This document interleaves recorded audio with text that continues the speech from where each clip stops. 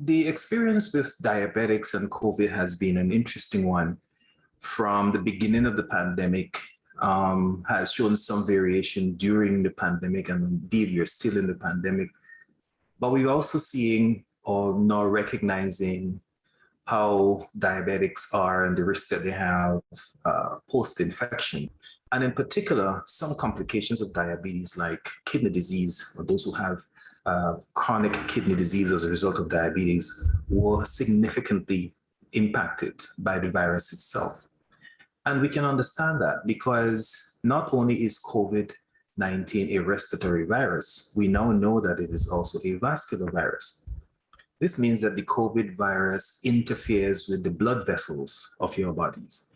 And in particular, it causes damage to the inside of the blood vessels, causing a cascade of reactions or a number of reactions on the inside of the blood vessels that can lead to multiple things, including blood clots. Well, the pathophysiology of diabetes, meaning the disease-forming part of diabetes, is also very, very similar. And it is for that reason that diabetes and COVID-19 virus seems to be eliciting such similar damages to us and causes really sickness and in some cases death.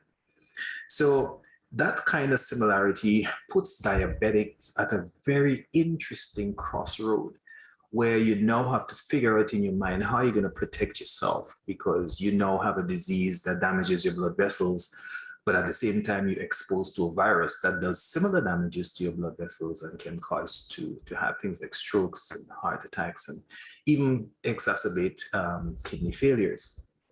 So in the process of doing education and COVID education, diabetics would frequently ask those questions. How does COVID-19 interfere or interact with me being a diabetic?